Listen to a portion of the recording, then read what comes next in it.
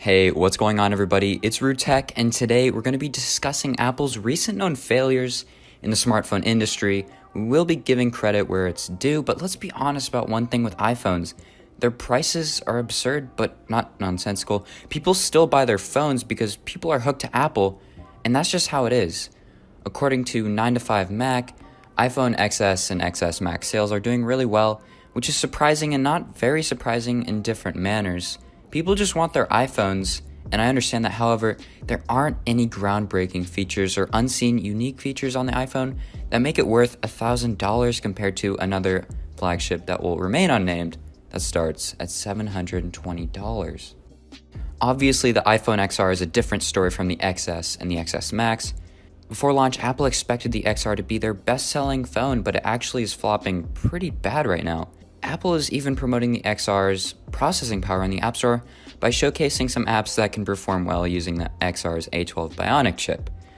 I don't know about you, but if you're resulting to showing off how your phone is capable of using streaming services apps, photo filter apps, a password managing app, Pocket Cast, a podcast platform app, you must be running out of ideas as to how this phone can get some good sales numbers that will catch up to your sales forecast. I'll be honest, I was very surprised when they announced that the A12 Bionic chip would be used in the XR, but that still is not a good enough reason to drop $750 on the XR, which still costs more than the $720 unnamed phone. I'm hopeful that you know which unnamed flagship I'm talking about. So the biggest issue with the XR, in my opinion, is the screen.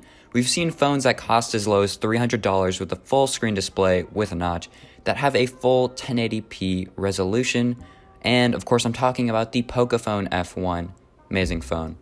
Anyways, of course, the screen isn't as bright and probably doesn't have as good of color accuracy as the XR, but it still has more damn pixels. It's 2018, and Apple's $750 budget phone doesn't have a full HD display and is frankly absurd, and I don't see a reason why you disagree with me.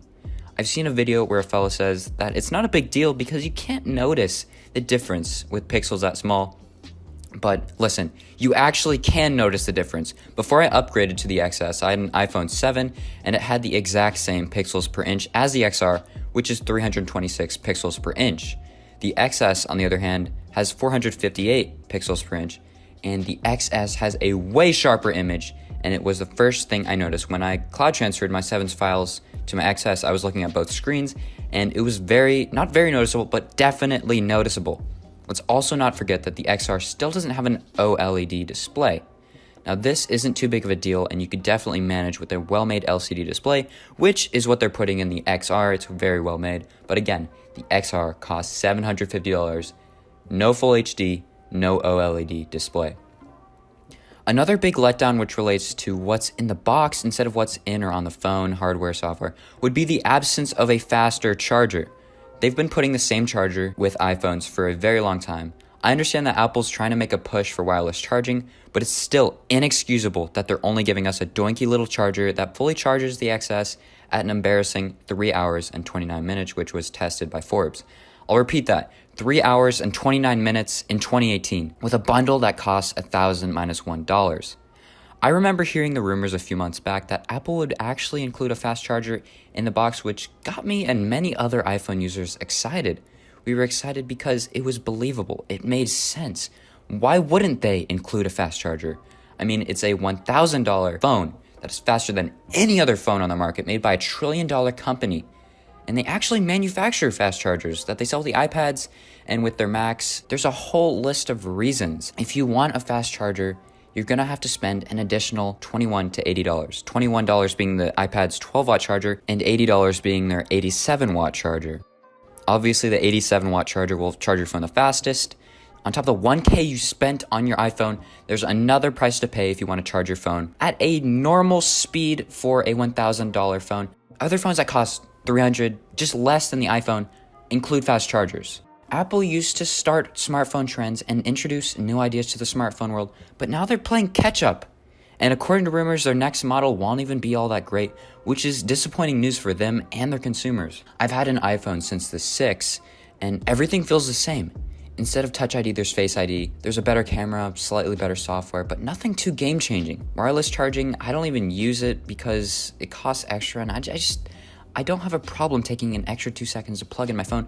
Plus, I can actually use my phone and hold it while it's on the charger. You can't do that with wireless charging. Wireless charging, it has to be on the charging surface. I don't want to do that. It's nothing too great. The only true notable thing about these phones compared to previous models would be the battery. I've noticed the XS lasts all day, and it's really impressive.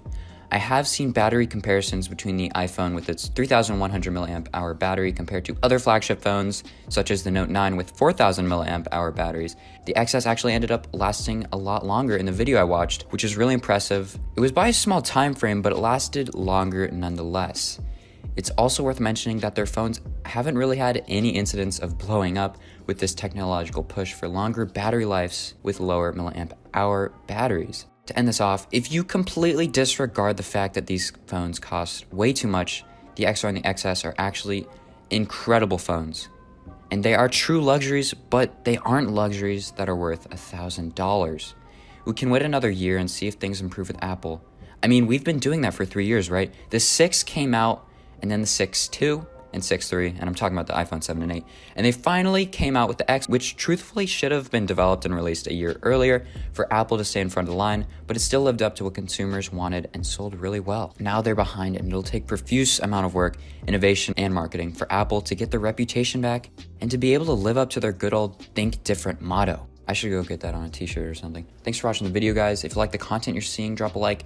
If you want to see more of this content, please subscribe. I upload every week. And if you have any comments or questions, please drop a comment in the comment section. I will get to it as fast as I possibly can.